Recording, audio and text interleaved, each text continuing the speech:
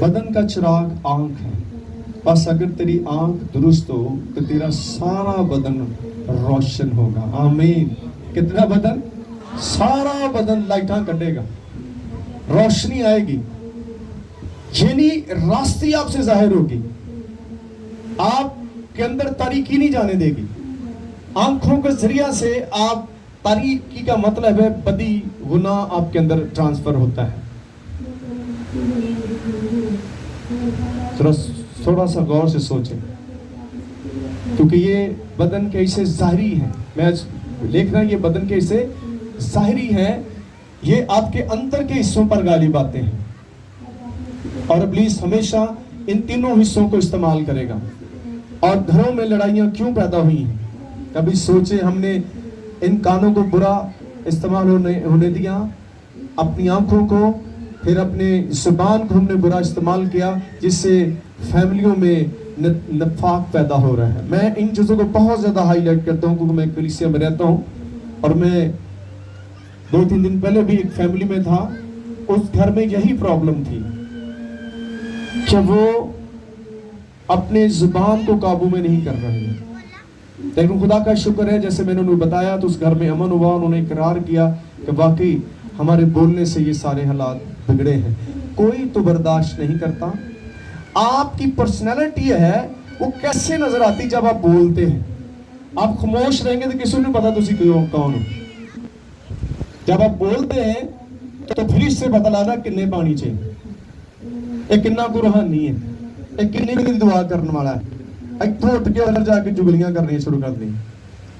Church میں سے اٹھ کر لوگ جا کے باہر ایک دوسرے بدھوئیاں کر رہے ہیں، انجدی سی انجدہ سی انجدہ سی انجبے کنڈے انجبے کنڈے سی. کوئی فائدہ نہیں ہوتا. کاش کے لوگ چرچ سے جا کر لوگوں کو بتائیں آج میں نے کیا سیکھا ہے. بنا لیں گی ٹولیاں بنا کے تو ایک دوسرے کی بدگوئیاں کر رہے تھے. تو یہ نہیں ہے.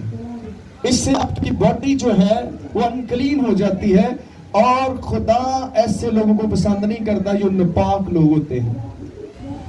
ابلیس کو ایسے لوگوں کی بہت ضرورت ہے. وہ ایسے لوگوں کو پسند کرتا ہے جو اس کی باتیں مانتے ہیں. اور میں دیکھتا ہوں کہ وہ روز بروز لوگوں کو استعمال کر رہا ہے، اور اس کو استعمال نہ ہونے دے، کیونکہ سارا کیتا کرایا کھوچ بہ جانا تھا. جو کچھ یسو نے آپ کے لیے کیا ہے وہ آپ اپنے ہاتھوں سے ہی اس کو خراب کر رہے ہیں. یسو تو آپ کو اس نے نئی زندگی دی ہے، آپ کو طریقے سے نکال کر آپ کو ہمیشہ کی زندگی میں داخل کیا ہے. اب آپ کو وہ طریقے بتا رہا ہے کہ آپ نے اس طریقے پر غالب آنا ہے، نہ کہ پھر سے تاریک ہو جانا ہے. پھر سے آپ نے وہ گناہ نہیں کرنے جس سے خدا کو اتنی بڑی قربانی ادا کرنی پڑی ہے. اگر تیری آنکھ خراب ہو تو تیرا سارا بدن تاریک ہوگا. بس اگر وہ روشنی جو تجھ میں ہے تاریکی ہو تو تاریکی کیسی بڑی ہوگی. آج کے بعد آپ نے اپنی آنکھوں پر بہت زیادہ فوکس کرنا ہے. میں ایک خادم ہوتے آپ کو بتا رہا ہوں، آنکھیں بہت اہم حصہ جس کا یسوع نے ذکر کیا ہے. آپ آنکھوں کے ذریعے اپنے اندر چیزیں لے کر جا رہے ہوتے ہیں، آپ کے خیالات بننا شروع ہو جاتے ہیں. آج بدی کیوں پھیل رہی ہے؟ آنکھوں کے ذریعے سے. ہمیں چیزیں خوبصورت نظر آتی ہیں، ہم اپنیاں چھڑ کے وہ پیچھے بہ جانے، مل جانے کتے. ہاں جی ہے نا. اپنی بڑھی انہوں پیڑی لگ رہی دوجیاں دیاں، اپنے بندے پیڑے دوجیاں دے چنگے لگنے دا. یہ آنکھیں کر رہی ہوتی ہیں.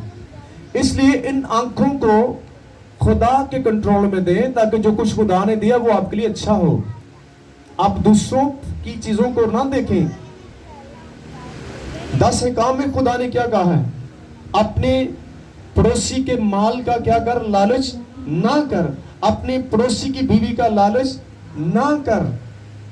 میں بہت سارے لوگوں کو دیکھتا ہوں جن کی میرج ڈسٹروائے ہو رہی ہے کیونکہ وہ دوسری عورتوں میں انوالو ہو جاتے ہیں.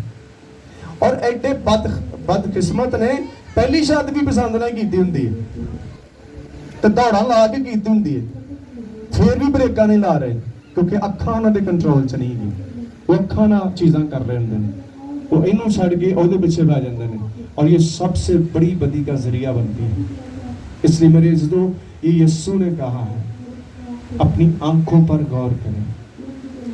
خدا کے پاس راست بازوں کے لیے سب کچھ موجود ہے، لیکن جو ناراست لوگ ہیں وہ وقتی چیزوں کو حاصل کرتے ہیں اور تباہی اور بربادی کا سبب بنتے ہیں۔ خدا کے پاس دی بیسٹ آپ کے لیے پڑا ہوا ہے۔ آپ کو ایسے خیالات لانے کی ضرورت نہیں ہے، آپ کو ایسی چیزوں کو دیکھنے کی ضرورت نہیں ہے، آپ کو اپنے خدا کی طرف دیکھنا ہے کہ مجھے خدا نے سب سے اچھا دیا ہے۔ آمین۔ اپنی بیویاں دی کدی تعریف بھی کریا کرو کہ خدا نے منو اچھی بیوی دیتی ہے۔ بائبل کے مطابق کیا لکھا ہے؟ اچھی بیوی خدا کی طرف سے کیا ہے؟ گفٹ ہے۔ مردوں کے لیے بھی ایسا ہے، مرد بھی آپ کو خدا گفٹ دیتا ہے۔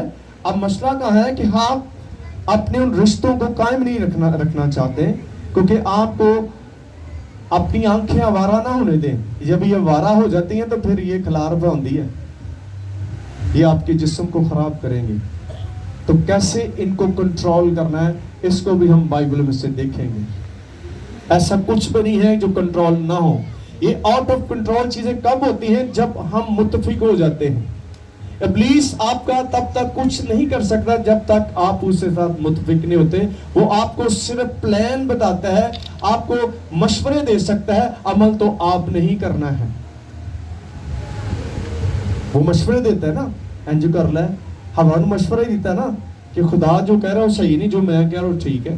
اب مشورہ آپ نے قبول کرنا ہے، اچھے مشورے لیں۔ خدا کا کلام آپ کو اچھے مشورے دیتا ہے۔ آمین۔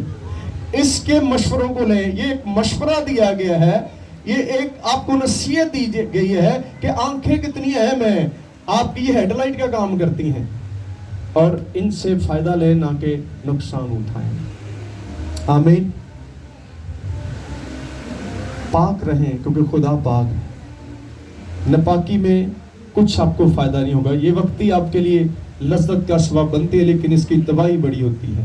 آئیں اس بات کو دیکھیں کہ ہم کس طرح سے ابلیس کے اس منصوبے سے، اس کے سٹریپ سے، اس کے جال سے جو وہ بچھاتا ہے، آنکھوں کے ذریعے سے، زبان کے ذریعے سے، کانوں کے ذریعے سے نکل سکتے ہیں۔ اس کا علاج، اس کا ٹریٹمنٹ بھی خدا ہی ہمیں دیتا ہے۔ آمین۔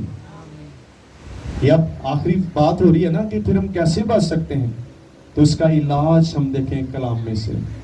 لیکن یہ علاج بھی آپ کی مرضی کے ساتھ ہوگا۔ یہ تسی دوائی لینے نہیں چاہتے تو پھر خدا میں دوائی دے گا، کیا خیال ہے؟ ہاں ٹھیک ہے۔ بائبل جو ہر چیز کی میڈیسن ہے، جب آپ اس دوائی کو کھائیں گے تو سیر جڑا نا وہ بھی، اس کا بھی علاج بھی کر رہا ہے۔ جو آپ کو کور لگ جاتا ہے اس کا بھی، گناہ سے بھی آپ کو خدا آزاد کرتا ہے۔ اس میں اتنی پاور ہے، اس میں اتنی قوت ہے، جتنے زیادہ آپ اس سے بھرتے چلے جائیں گے آپ اتنا ہی اوپر آتے جائیں گے۔ گناہ آپ کو نیچے لے کے آتا ہے، گناہ آپ کی شرمندگی کا سبب بنتا ہے، گناہ آپ کی ذلت رسوائی کا سبب بنتا ہے۔ اس لیے ہمیں اپنے بدن کو خدا کے ہینڈ اوور دینا۔ آئے میرے ساتھ پڑھیے گا